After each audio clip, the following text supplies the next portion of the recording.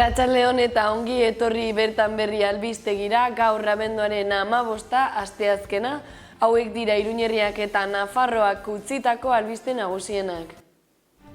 Nafarroak 2 positibo posible atzeman ditu Omikron aldaeraren bidez, sekuentziazio bidezko baieztapenaren zain. Sánchez presidenteak Buñuelen iragarri du ostiralean hondamendi natural izendatuko dela uholdek kaltetutako eremua. Abenduaren 16an goizeko 11etan, Nafarroko osasun plataformak elkartaratzeak eginen ditu osasun zentro publiko guztietan, kalitatezko osasun arreta publikoaren eta lan baldintza duinen alde.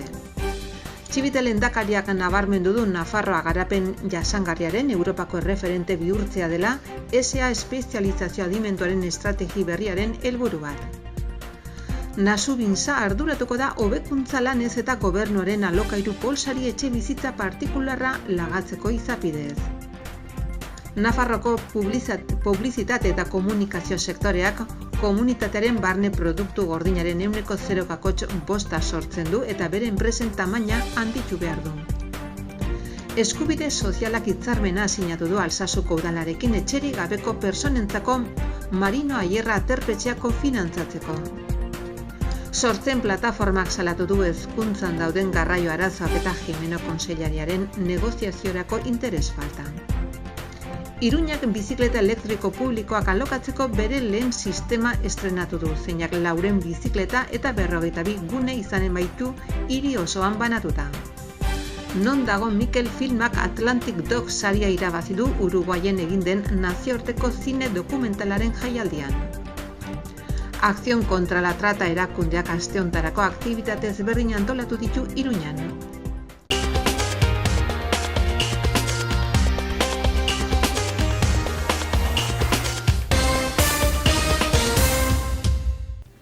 Nafarroak 2 positibo posible antzeman ditu Omikron aldaeraren bidez, sekuentziazio bidezko baieztapenaren zain, osasun egoera onean daude, eta beren kontaktu esturriak aztertu eta mugatu egin dira aurreikusitako protokolo indartuaren arabera.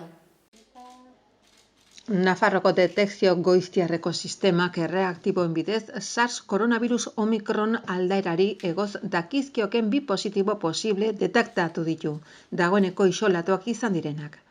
2 pertsona horiei sekuentziazio genomikoaren bidez azken baieztapenaren zain, egoera horietarako aurreikusitako protokolo indartu aplikatu zaie, eta horren ondorioz 40 aldi bat kontaktu estu izan dituzten, beren txertaketa egoera alde batera utzita kontu handi zibiltzeko.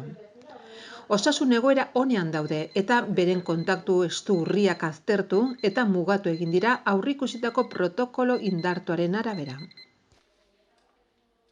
Sánchez presidenteak Buñuelen iragarri du ostiralean hondamendi natural izendatuko dela uholde kaltetutako eremua. Nafarroako gobernuak uholdeen plan bereziaren larrialdi fasea desaktibatu du.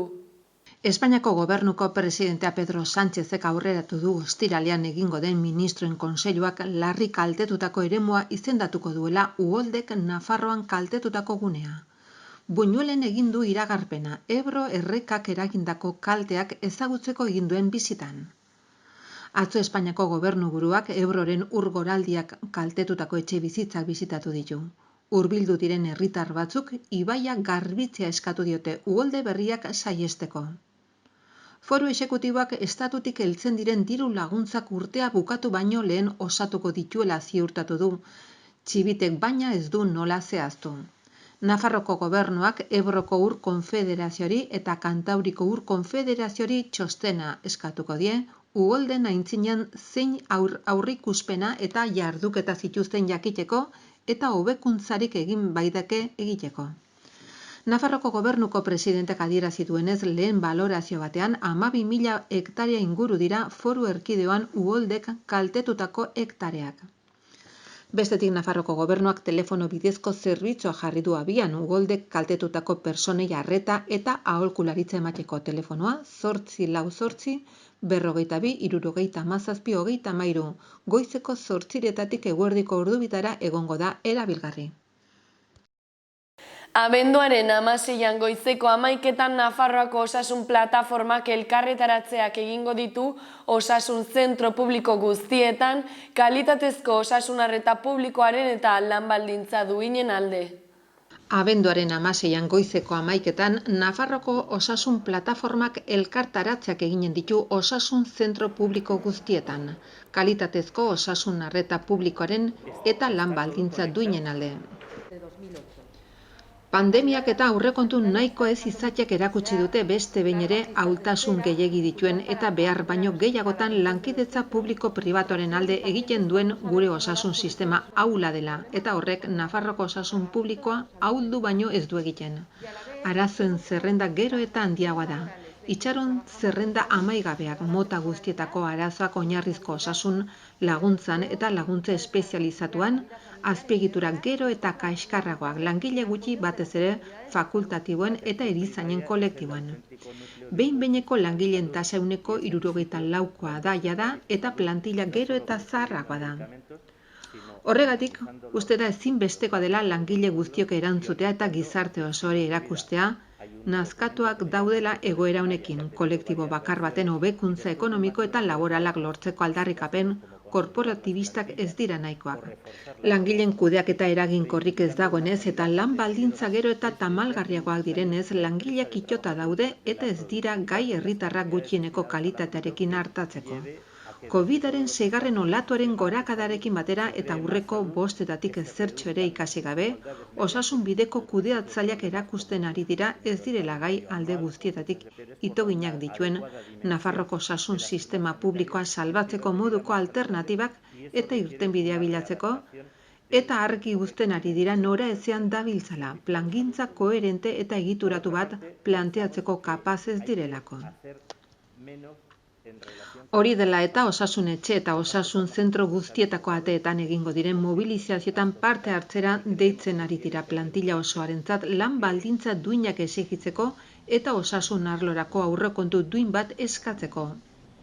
Nafarroko osasun plataformaren prentsaurre honetan deialdi bat egin nahi dugu osasun profesionalei eta herritar guztioi ikusten bai dugulako osasun publikoko sistema kolokan dagoela eta orain Nafarroako aurrekontuak eztabaidatzen ari diren unean ikusten dugu faltsukerian geratu direla promesa guztiak eta horrela onartzen badira sistemaren suntsiketarako bidea zabalduko dela. Badira gai batzuk, lehen mailako arreta ez du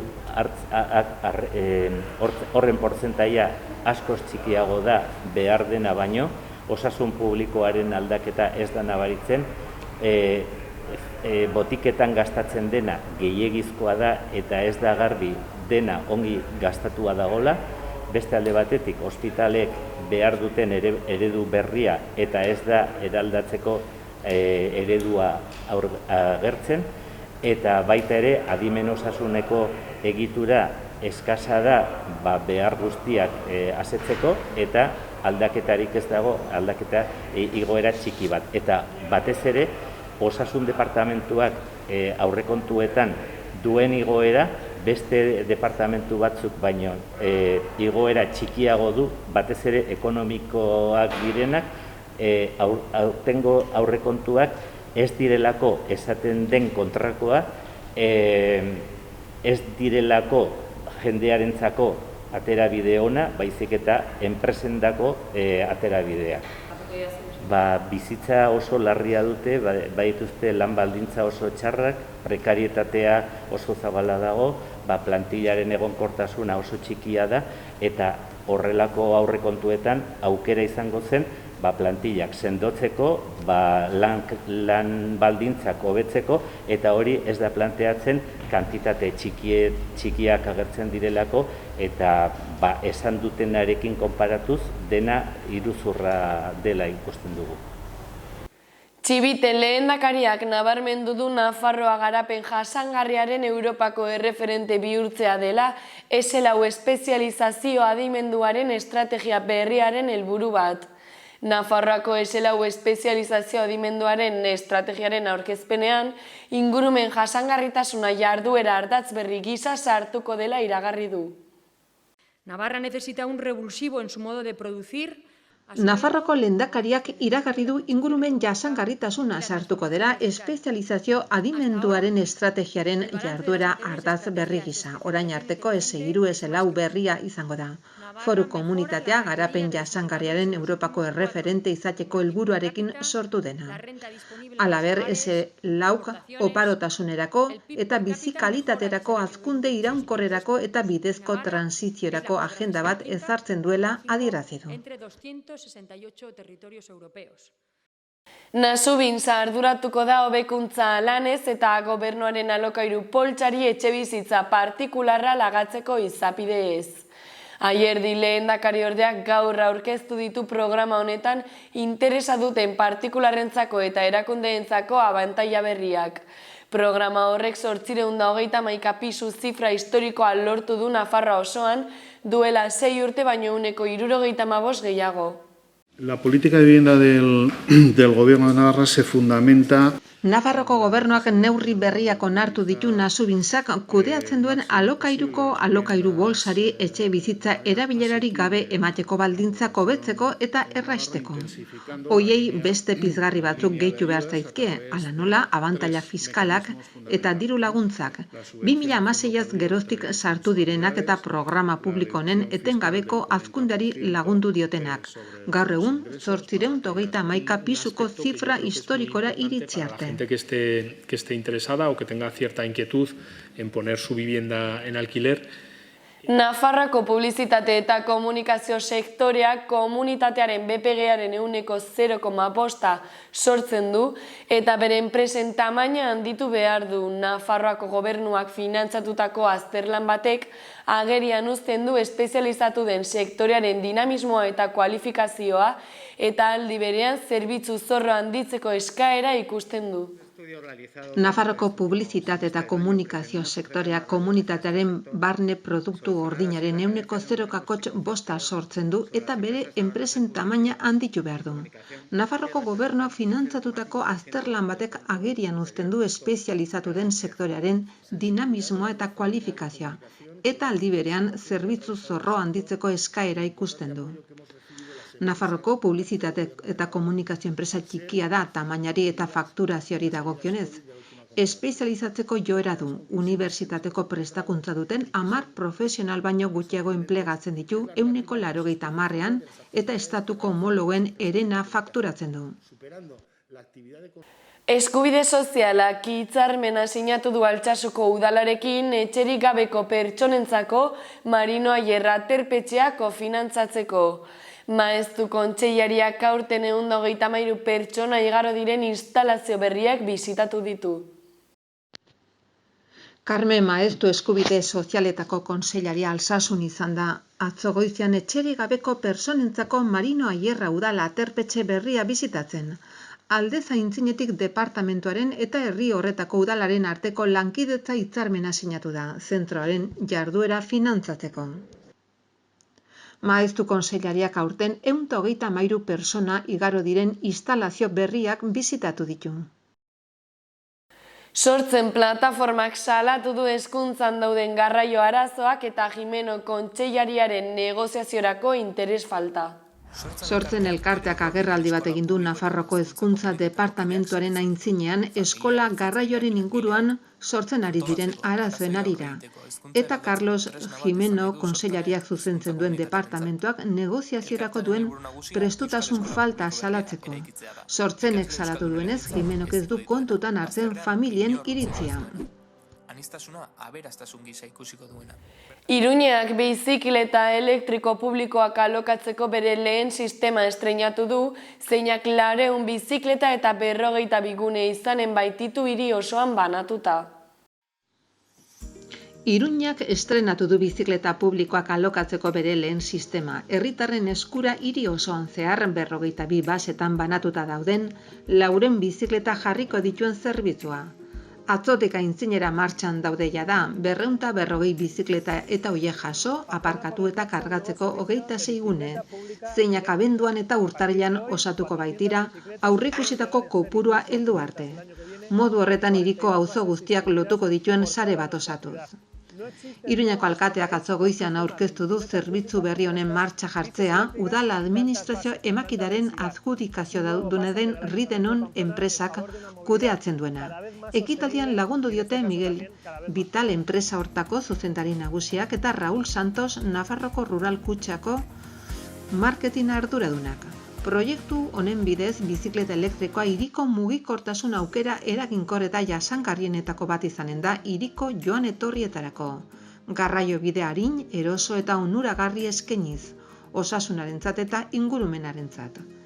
Iruñeko udalak hiri barruko garraio bide horren aldeko apustu garrantzitsu egin du, izan ere lehen fasean 1000 biztanleko 2 bizikleta elektriko jarriko ditu eta zerbitzu hori duten hirietan batez beste bat kakotx bat ibilgailu dituzte 1000 biztanleko. Apustuak gora eginen du bigarren fasean zeinetan Iruñak 2 kakotx 5 bizikleta izanen baitu 1000 biztanlerako. Ekimen hau Go Green Iruña energia transizio eta klima aldaketarako estrategiaren barruan kokatzen da, zeinak barne hartzen baitu hirian garatzen ari diren edo garatuko diren klima aldaketaren kontrako ekimen guztiak eta datozen urteetako jarduketa ildoak zehaztuko baitu. Lehentasunezko ildoen artean garraioaren deskarbonizazioa sustatzen dutenak daude, garraioa baita Iruñako energia konsumoren 40%aren arduraduna eta klima aldaketa sortzen duten berotegi efektuko gasen isurketen 45% sortzen baitu hirian. Eta haien artean nabarmentzen dira garraio motordun pribatuaren alternatiba gisara bizikletaren erabilera sustatzen duten estrategia integratuak. Ziklo sarearen edapena eta hobekuntza bizikletendako aparkaleku seguruak, hiritarren prestakuntza eta gaur abian jarri den bizikleta elektriko publikoen zerbitzu berria. Bizikleta elektriko hauek 24 orduz daude erabilgarri asteko 7 egunetan, Sanferminetan edo oso eguraldi txarra egiten duen egunetan izan ezik. Bizikleta elektrikoak erabiltzeko sistema alta hartu behar da, erabiltzaile kontu bat sortuz Ride on Pamplona aplikazioaren edo webgunearen bidez. 2 erabiltzaile profil daude, aldizkakoak erabili eta ordaindu plana edo abonatuak hileko edo urteko harpidetza baten abonoa dutenak. Non dago Mikel filmak Atlantidok saria irabazi du Uruguaien egin den nazioarteko zine dokumentalaren jaialdian. Etxe honetan badago misterio bat. Eta jakin behar dugu zein den. Mikel Zabaltzari buruzko Non dago Mikel filmak Atlantic Doc Uruguaiko nazioarteko zine dokumentalaren jaialdiaren sari nagusia irabazi du. Atlantic Doc saria hain zuzen ere dokumentu film luzerik onenarentzat. Gogoraziko dugu Non dago Mikel filmak Donostiako zinemaldiko Irizar sariaren epaimahaiaren aipamen berexia jaso zuela 2020an. Ondoren eta zine aretoetan arrakasta handia jaso eta gero, Lauxeta saria jaso zuen Bizkaiko Aldundiaren eskutik. Zine festival ezberdinetan parte hartu du filmak, baita nazioartekoetan ere. Aipagarriak Guadalajarako festivalean, Tolosako Zine Espainia edota Docs México festivalak eta Goya sarietarako aurrez hautatu zuten. Bestetik, Terra Gollut festivalean dokumentu film luzerik onenaren saria ere irabazi zuen. Contó un montón de cosas para caerle bien y de repente te meten en la bañera para ahogarte y dices, joder, pero no se ha caído nada bien. Acción contra la trata erakundeak aste honetarako aktibitate ezberdinak antolatu ditu Iruñean. Alboanen 25. urteurrenaren harira hainbat ekitaldi antolatu dira Iruñan. Acción contra la trata erakundeak aste osorako programazioa luzatu du. Aste artean Iturramako Zibiboxen Joy Ogbeide Acción contra la trata eta Las Poderosas taldeko kideak parte hartu zuen migrazio eta aterpeak deituriko jardunaldietan. Mai inguruan genero ikuspegitik giza mugimenduen gaia jorratu zen. Ondoren Katakraken Satoko Kojima psikologoak patriarkadoaren erreakzio bortitza jardunaldia zuzendu zuen. Ostegunean abenduak 16an Iturramako Zibiboxan Buebo es el cielo, Las Poderosasen emanaldia. Libres para soñar diskoan bildutako testigantzak. Bukaeran interesatutenen artean iritzi partekatzea egingo da. Ostirala, larunbata eta igandean Kostura Poderosa deituriko proiektuaren barne landutako artisau produktuen azoka egingo da.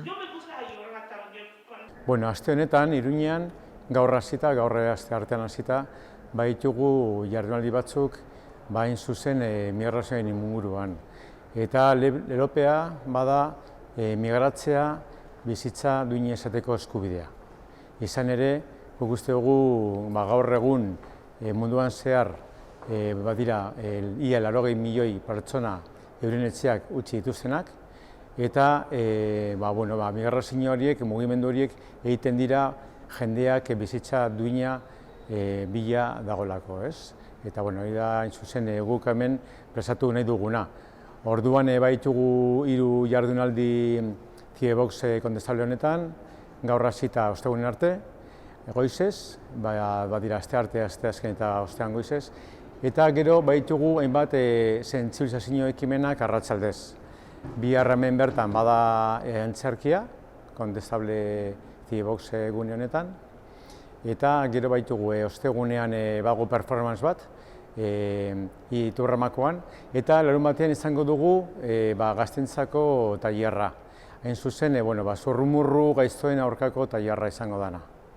Egun hauetan gurekin baitugu hainbat giza eskubideen aldeko ekintzaileak, eta baita ere adituak, eta guztien artean aztertu nahi ditugu zeintzu diren migratzeko arrazoinak, ezta? Eta hor gure ustetan badira hainbat zio, hainbat motibo zure etxea usteko, eta gaur egun badazo importantia krisi klimatikoa, baina baita ere baditugu bortizkeria edo bizitza duina izateko aukera eza. Orduan guztien artean saiatuko gara aztertzen, eta nahi dugu ahalik eta jende gehienera iristea, guztiok kontzientzia izan dezagun, importantea da besteen larrutan jartzea eta baita ere laguntzea gugana etortzen diren pertsonei. Eta hauek izan dira gaurko albiste nagusienak, eskerrik asko zuen arretagatik eta bihar arte.